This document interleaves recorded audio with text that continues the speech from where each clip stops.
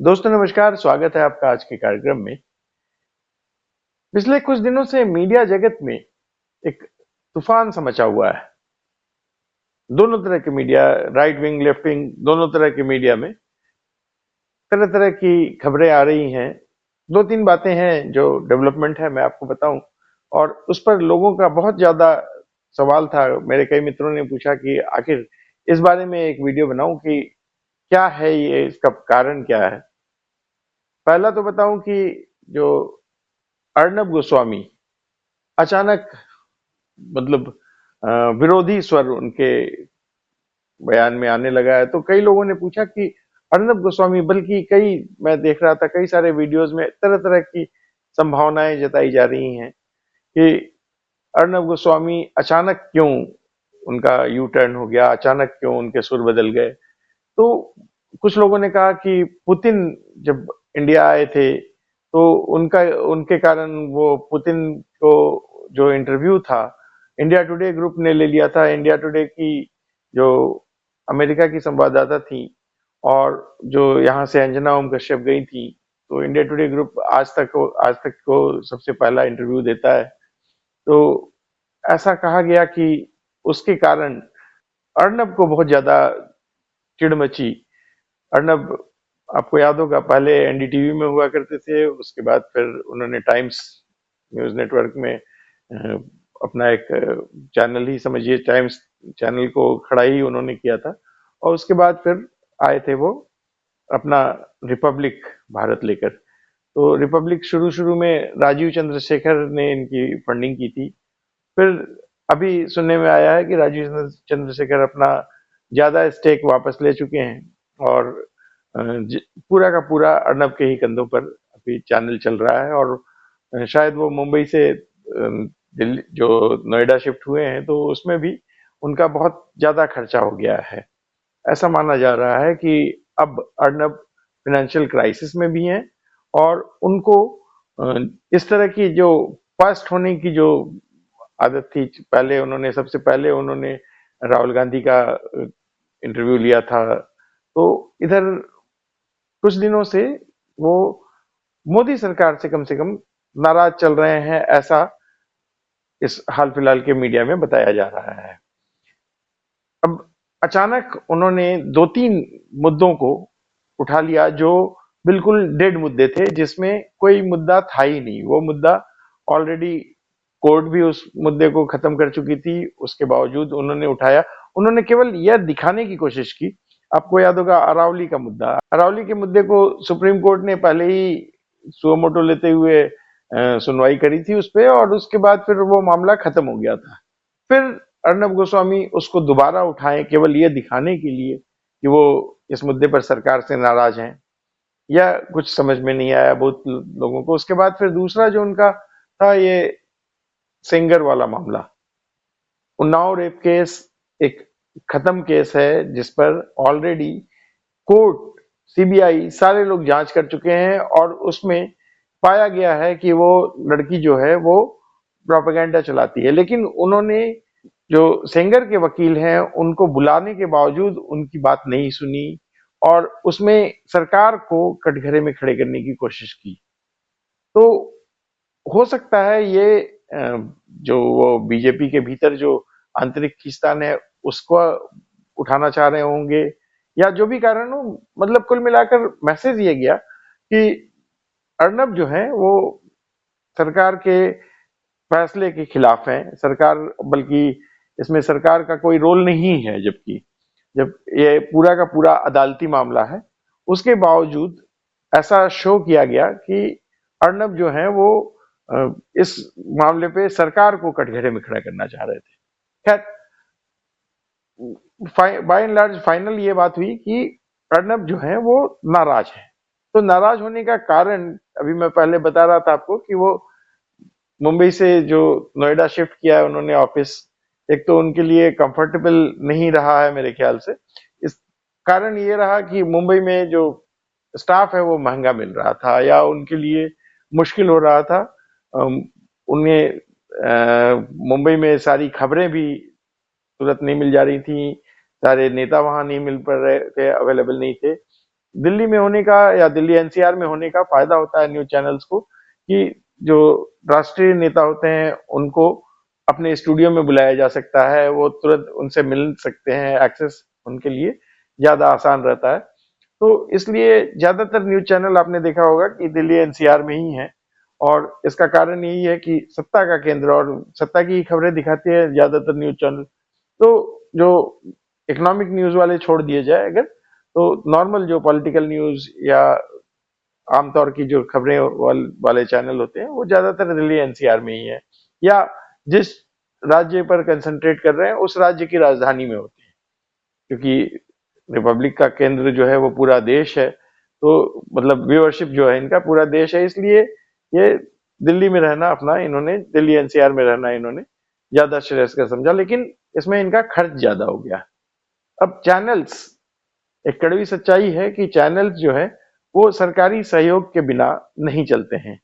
ज्यादातर चैनल, मतलब अगर मीडिया घरानों की बात देखें तो ज्यादातर मीडिया घराने जो हैं वो आमतौर पर केवल मीडिया के कारोबार पर निर्भर नहीं रहते हैं।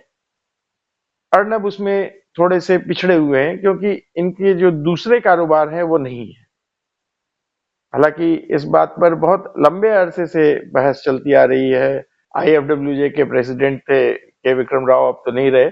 उनका कहना था कि मीडिया घरानों को दूसरे कारोबार में नहीं आना चाहिए, लेकिन अब जो भी कारण हो, मीडिया, आप देखिएगा कि जितने भी बड़े मीडिया हाउसेस हैं उन्होंने दूसरे दूसरे कारोबार, जो मीडिया है ओवरऑल, ये बहुत कम व्यूअरशिप का मामला होता है और बहुत कम इसमें विज्ञापन की रेवेन्यू होती है। तो ओरिजिनली मीडिया हाउसेस ज्यादातर आप देखिएगा, कई सारे अखबार के हाउसेस हैं, नाम लेना उचित नहीं है, लेकिन आप जानते होंगे, आप लोग, आप में से ज्यादातर लोग समझते होंगे कि उन लोग रियल एस्टेट में ज्यादा हैं। कई सारे अखबार वाले तो मॉल्स बनाते हैं, सबसे पहले पहले जाते हैं उस शहर में, पहले जमीनें खरीदते हैं, मॉल्स बनाते हैं, फिर उसके बाद अखबार लॉन्च करते हैं। मतलब उत्तर भारत के, दक्षिण भारत के, मध्य भारत के सारे लगभग मीडिया हाउसेस का जो प्राइमरी बिजनेस है वो मीडिया नहीं है। मैं आमतौर पर बोल रहा हूँ, कोई जो बड़े बड़े मीडिया हाउसेस हैं उन लोगों ने या तो प्रिंटिंग प्रेसेस खोल रखे हैं बड़े, या फिर रियल एस्टेट में है, या फिर और दूसरे डिफरेंट कारोबार में है। आपको टाइम्स ऑफ इंडिया के जो मालिक कहे जा रहे थे, जो मतलब ऑल इन ऑल जो है वो विनीत जैन साहब, उन्होंने कई बार कहा है कि हम विज्ञापन के बीच में खबरें दिखाते हैं। तो उनका जो प्राइमरी कारोबार है, ऐसे भी बेनेट कोलमैन का प्राइमरी कारोबार और भी बहुत सारा है। तो कई सारे जो मीडिया हाउसेस हैं उनका प्राइमरी कारोबार मीडिया नहीं है, और मीडिया अकेले अपने दम पर सरवाइव करे यह बहुत मुश्किल हो रहा है। आपने देखा होगा कि आज तक समूह, एनडीटीवी समूह, सब जो है वो दूसरे दूसरे कारोबार भी करते हैं। अब तो अडानी का हो गया है, तो अडानी का जो एनडीटीवी है, तो उनका तो कोई मेन बिजनेस है ही नहीं।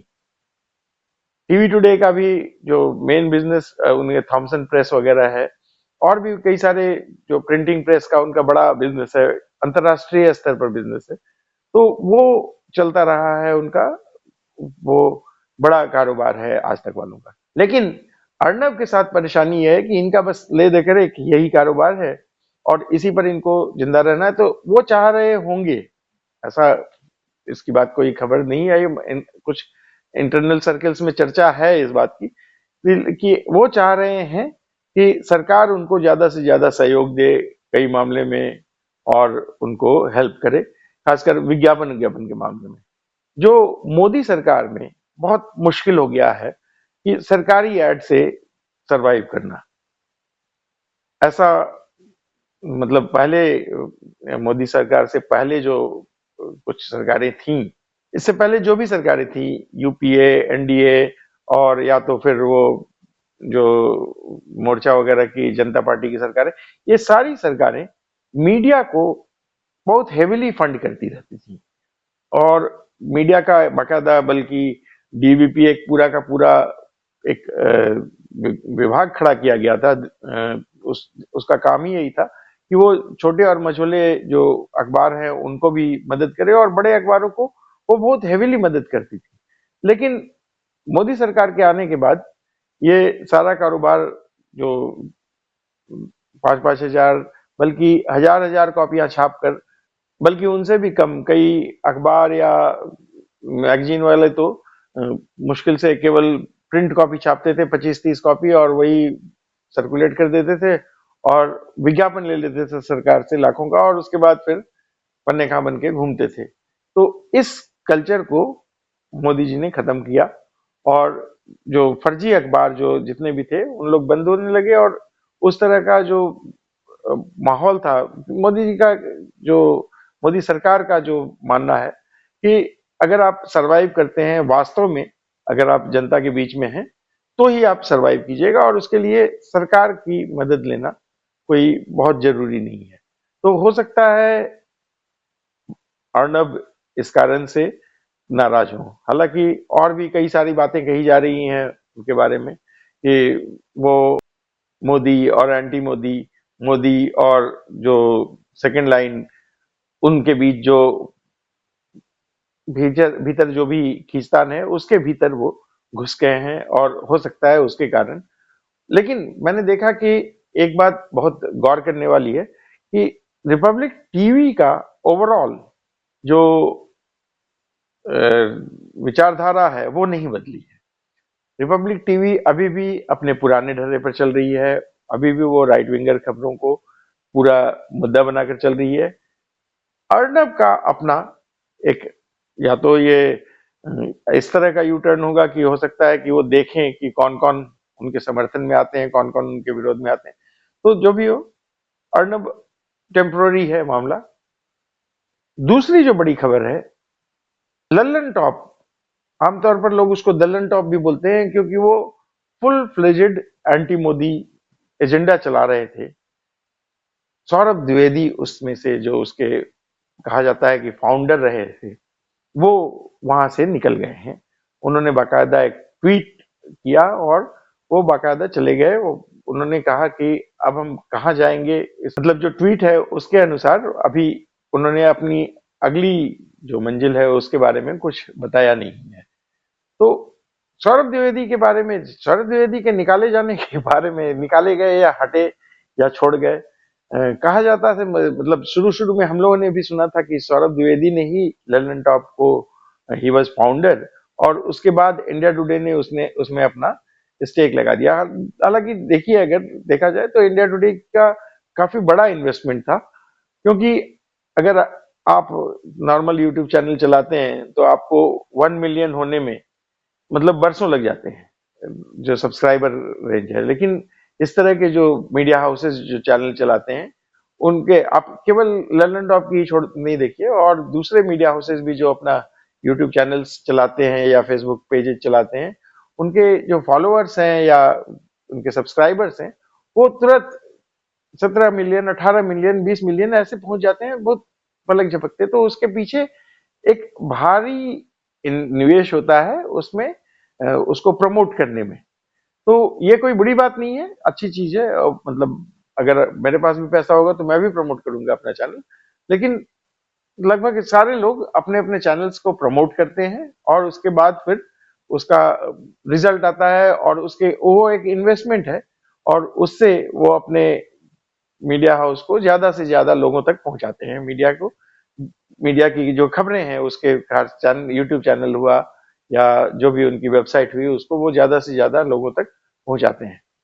तो इसलिए इसमें ये तो नहीं जा सकता है कि सौरभ द्विवेदी उसके कंटेंट प्रोवाइडर हो सकते हैं, लेकिन उसमें जो हेवी इन्वेस्टमेंट लगता है वो इंडिया टुडे ग्रुप ने किया था। और वही मुख्य बात है, क्योंकि आप कंटेंट कितना भी अच्छा बना लीजिए, उस पर अगर प्रमोशन में अगर आप नहीं खर्च कीजिएगा, तो वो मतलब आमतौर पर आज की तारीख में सोशल मीडिया भी इतना ज्यादा प्रमोशन फ्रेंडली हो गया है कि उसको आप बहुत ऊंचाई तक नहीं पहुंचा सकते हैं, जिस ऊंचाई तक आज की तारीख में लल्लन टॉप पहुंचा हुआ है। या तो फिर जैसे आपने देखा होगा कि जो ध्रुव राठी वगैरह के चैनल हैं, इसमें सोरोस की फंडिंग मानी जाती है। वो प्रमोट करते हैं एक एक वीडियो को, चैनल को, तरह तरह से हमेशा वो कैंपेन चला चला के प्रमोट करते हैं, और उसमें हेवी इन्वेस्टमेंट लगता है। यूट्यूब खुद पैसे लेकर प्रमोशन चलाता है, फेसबुक भी पैसे लेकर वीडियोस को प्रमोट करता है। कोई बुरी बात नहीं है, ये विज्ञापन है, विज्ञापन की दुनिया है, और विज्ञापन पे तो चल ही रहा है। विज्ञापन करना, अपना विज्ञापन लेने के लिए भी आपको विज्ञापन करना पड़ता है। ऐसे में ये कोई कह दे कि जो लल्लन टॉप चैनल था वो सौरभ द्विवेदी का बनाया हुआ चैनल, तो ये बात सरासर मूर्खता है। केवल सौरभ द्विवेदी नहीं, सौरभ द्विवेदी ने हो सकता है कि शुरुआत की हो इसकी, लेकिन उसके बाद फिर उसमें पूरी टीम बनाना, उसको सेगमेंटाइज करना, उसको प्रमोट करना और करोड़ों करोड़ लोगों तक पहुंचाना, तो ये एक मतलब जो ये सारा एक बड़े ऑर्गेनाइज्ड इन्वेस्टमेंट का काम था जो अरुणपुरी साहब ने किया। अब कहा जा रहा है कि अभी एक मैं वीडियो देख रहा था, किसी ने कहा कि वो मध्य प्रदेश पर उन्होंने डीप स्टडी की, एक स्टोरी की, उसके कारण उनको निकाल दिया गया। किसी ने कहा कि वो ईश्वर वाला एक स्टोरी थी, डज गॉड एग्जिस्ट, उसके कारण उनको निकाल दिया गया। मतलब कुल मिलाकर इंडिया टुडे में जो सूत्र हैं वो मेरे कुछ जानकार हैं वहां, तो उन्होंने जो संकेत दिया कि उनको बाहर का रास्ता दिखाया गया है, अपने मन से छोड़कर कोई जनरली नहीं जाता है। किसी ने तो यहां तक कहा कि अगर वो अपनी भैंस थी उनकी तो वो खोल कर ले जाते, लेकिन ऐसा नहीं हुआ। और माना जा रहा है कि सौरभ द्विवेदी कुल मिलाकर उनको निकाला गया है। लेकिन अब निकालने के पीछे क्या वजह है? अगर वजह देखा जाए तो कई दिनों से सौरभ द्विवेदी कुछ कुछ जो उनका व्यवहार था, वो चूंकि जेएनयू से हैं और जेएनयू वाली मानसिकता भी है उनको, तो उनका जो बाय एंड लार्ज जो व्यवहार था वो एंटी मोदी ही चल रहा था। अगर आप इंडिया टुडे जैसे पब्लिशिंग हाउस का इतिहास देखिए तो ये हमेशा से सरकार के पक्ष में रहे हैं। इंडिया टुडे, आपको याद होगा कि जब शुरू में जब शुरुआत हुई थी इसकी, तो इमरजेंसी के समय में शुरुआत हुई थी, और उसके बावजूद अरुण पुरी एक बहुत पैसे वाले व्यक्ति थे, और अरुण पुरी ने ही इंडिया टुडे की शुरुआत की थी। और उस समय में कहा जाता है कि इंदिरा गांधी से इनके बहुत करीबी संबंध थे, इंदिरा गांधी के परिवार से इनके बहुत करीबी संबंध थे।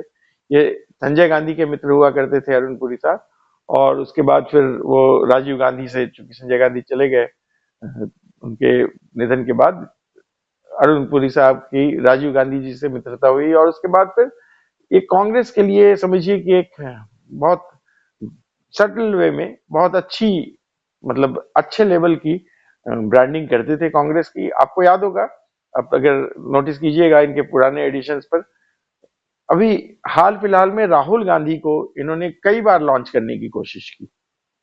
एक और मजेदार वाक्य बताता हूं कि आपने वाजपेयी गवर्नमेंट के समय में देखा होगा कि प्रभु चावला आज तक और इंडिया टुडे ग्रुप के सब कुछ सर्वे सर्वा हुआ करते थे, वो उनकी तुति बोलती थी।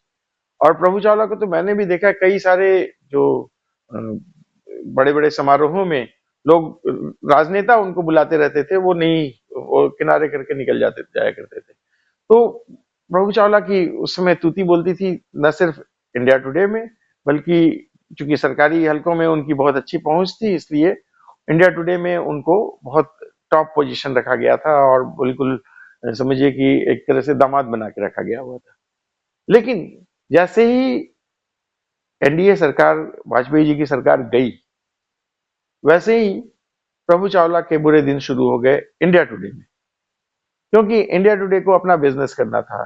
यूपीए गवर्नमेंट में सोनिया गांधी ने, चूंकि वो इससे पहले प्रभु चावला जैन कमीशन का रिपोर्ट पब्लिश कर चुके थे, जिसके कारण पहली बार कांग्रेसी सरकार चली गई थी। उनके जैन कमीशन के रिपोर्ट के पब्लिश करने के बाद ही कांग्रेस में दरार पड़ी थी, और उसके बाद फिर सोनिया गांधी उनसे नाराज हो गई थी। तो सोनिया गांधी, आपने नोटिस किया होगा कि कांग्रेस का कोई भी नेता या कोई भी ऑफिशियल प्रवक्ता कभी भी प्रभु चावला के प्रोग्राम में नहीं आता था। तो जाहिर सी बात है कि प्रभु चावला उनके तो फेवरेट नहीं ही होते सोनिया गांधी के, और यूपीए सरकार की सर्वे सर्वा थी सोनिया गांधी। तो उस समय अरुण पुरी ने भी उनसे किनारा करना ठीक समझा। धीरे धीरे प्रभु चावला फिर साउथ वाले डेक्कन एक्सप्रेस जो न्यू इंडियन एक्सप्रेस के नाम से बन गया, उसमें शिफ्ट हो गए। कुछ और भी प्रोग्राम्स करने की कोशिश की इलेक्ट्रॉनिक मीडिया में, वो नहीं, अब किनारे हो गए।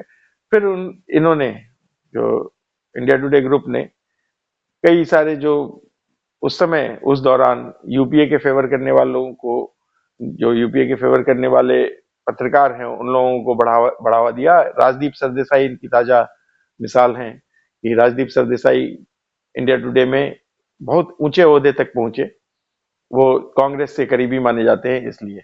और उसके बाद से अब करीब 11-12 साल हो रहा है मोदी सरकार को, तो अब इनको, जब से मोदी सरकार आई है तब से इनको लगातार जो जरूरत है वो प्रो बीजेपी सरकार या प्रो मोदी सरकार। शुरू शुरू में एक टर्म तो इन्होंने सोचा होगा कि ठीक है किसी तरह से काट ले, लेकिन जब दूसरी टर्म आ गए, तीसरी टर्म आ गया, तो इन्होंने देखा कि क्योंकि बिजनेसमैन है, उनको बहुत सारे ढेरों बिजनेस करना है। जैसा कि मैं अभी पहले शुरू भी बता रहा था कि कोई भी जो मीडिया ग्रुप होता है वो एक बिजनेस पर नहीं चलता है, दूसरे जो उनके तमाम बिजनेस है उसमें उनको सरकारों की जरूरत पड़ती है, चाहे केंद्र सरकार हो चाहे राज्य सरकारें हो, उनकी जरूरत पड़ती है। लगभग पूरे देश में भाजपा का शासन है, तो ऐसे में अरुण पुरी को बीजेपी की, मोदी जी की बहुत ज्यादा जरूरत है, और इसलिए वो मोदी जी को नाराज करना नहीं चाहते होंगे, ऐसा इंडिया टुडे के भीतर से खबर आ रही है कि ये लगातार जो अपनी जेएनयू वाली पीठ पत्रकारिता किए हुए थे। आपको याद होगा सौरभ द्विवेदी तरह तरह की बातें, उन्होंने गांधी जी को नोआखली का वो बता दिया था कि वो नोआखली में शांति के मसीहा थे। हालांकि उसकी बहुत आलोचना हुई उनके उस बयान की।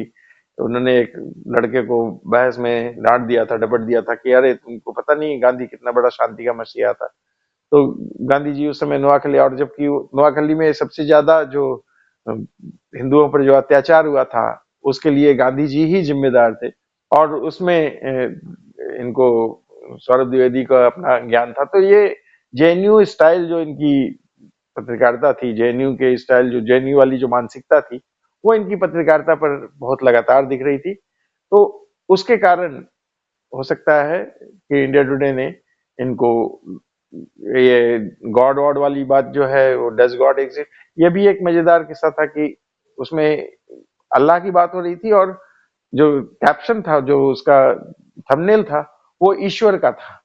तो खैर, लेकिन ये एक बहस थी, और ये बहस, इस बहस में सौरभ द्विवेदी बाई चांस इस लपक लिया उन्होंने। इससे पहले एक दूसरे पत्रकार अभिसार शर्मा इसको होस्ट करने वाले थे, बल्कि इसका तो उन्होंने अभी तक फेसबुक पर या दूसरे सोशल मीडिया पर देखिएगा तो वो जो नदवी साहब हैं, उसके जो ईश्वर एग्जिस्ट करता है या अल्लाह एग्जिस्ट करता है, उसके फाउंड जो बहस को ऑर्गेनाइज करने वाले जो नदवी साहब थे, उन्होंने अपने यहाँ अपना बाकायदा पेज पर डाला था कि ये अभिसार शर्मा होस्ट करेंगे इसको। लेकिन फिर बाद में कहा जाता है कि जो सौरभ द्विवेदी हैं वो घुस गए इसमें, और उसके बाद फिर उन्होंने इसको हथिया लिया। तो ऐसी, मतलब ये केवल एक दो ताजा वजहें नहीं हो सकती हैं, और भी लगातार इनका जो स्टाइल था वो एंटी मोदी चल रहा था। तो हो सकता है ये कारण रहा हो कि उनको वास्तव में बाहर का रास्ता दिखाया गया है इस कारण से। लेकिन अभी फिलहाल हो सकता है कि आपको 10-15 दिन में या महीने भर में इसकी जो और जो अंदर की वजह है वो सामने में समझ में आए। अभी फिलहाल जो जो लोग भी कयास लगा रहे हैं, मुझे लगता है कि ये बहुत जल्दबाजी है, अंदर की और भी कुछ वजह हो सकती है। आप लोगों का क्या विचार है इस बारे में, कमेंट करके जरूर बताइएगा। अगर आपको यह वीडियो अच्छा लग रहा है तो अपने दोस्तों के साथ शेयर कीजिए, वीडियो को लाइक कीजिए, और कुछ हमें कमेंट में जरूर लिखिए। अगर हमें जो आप सहयोग देना चाहते हैं तो यही सहयोग कीजिए कि इस वीडियो को ज्यादा से ज्यादा लोगों के पास शेयर करें। आज के वीडियो में इतना ही, अगले वीडियो में फिर किसी और मुद्दे के साथ आपके सामने उपस्थित होंगे। तब तक के लिए धन्यवाद, नमस्कार, जय श्री राम।